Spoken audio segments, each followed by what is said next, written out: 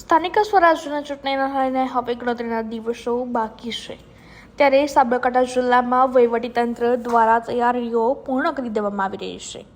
જિલ્લા કલેક્ટર કચેરી ખાતે યોજાયેલી પ્રેસ કોન્ફરન્સમાં આગામી ચૂંટણી માટેની વ્યવસ્થાઓ અંગે વિગતવાર માહિતી આપવામાં આવી હતી।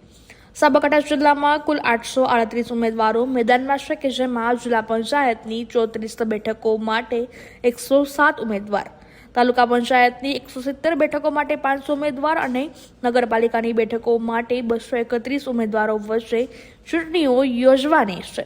આગામી 26 તારીખે સવારે 7 વાગ્યાથી સાંજે 6 વાગ્યા સુધી મતદાન યોજાશે। ચૂંટણી પ્રક્રિયા માટે 7438 જેટલા પોલિંગ સ્ટાફની નિમણૂક કરવામાં આવી છે, જ્યારે 2783 જેટલા ઈવીએમ મશીનો ફાળવવામાં આવ્યા છે। આદર્શ આચારસંહિતાનું પાલન સુનિશ્ચિત કરવા માટે 1200 જેટલા પોલીસ જવાનો અને 1800 જેટલા જીઆરડી કર્મચારીઓ તૈનાત કરાયા છે।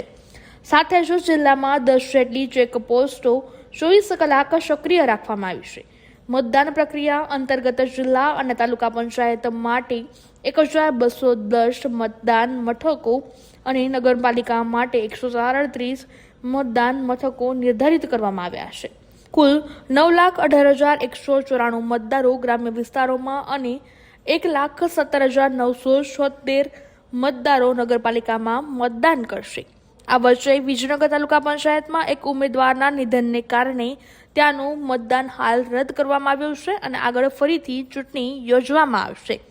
વહીવટીતંત્ર દ્વારા સમગ્ર ચૂંટણી પ્રક્રિયા શાંતિપૂર્ણ અને સુવ્યવસ્થિત રીતે પૂર્ણ થાય તે માટે ખાસ આયોજન કરવામાં આવ્યું છે।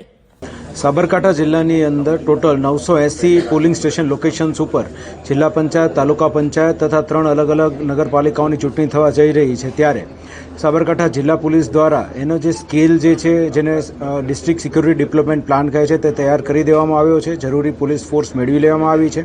આશરે 1200 જેટલા પોલીસ પર્સનલ્સ, તે ઉપરાંત એક કંપની અને 2 સેક્શન એસઆરપી તથા 1800 જેટલા હોમગાર્ડ જીઆરડી દ્વારા બંદોબસ્ત અલગ અલગ જગ્યાએ સ્કેલ મુજબ રાખવામાં આવશે।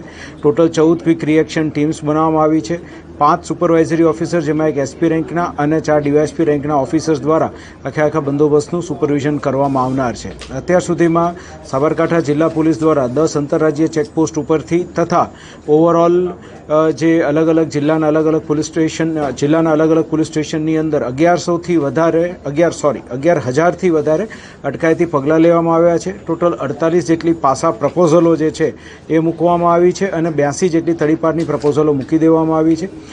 તમામ અલગ અલગ પોલીસ સ્ટેશન વાઇઝ જે જરૂરી ચૂંટણી સંબંધી બ્રીફિંગ હોય, તાલીમ હોય, એ આપી દેવામાં આવી છે અને કોઈપણ પ્રકારની પરિસ્થિતિને પહોંચી વળવા માટે હાલ સંપૂર્ણ તૈયારી કરી લેવામાં આવી છે।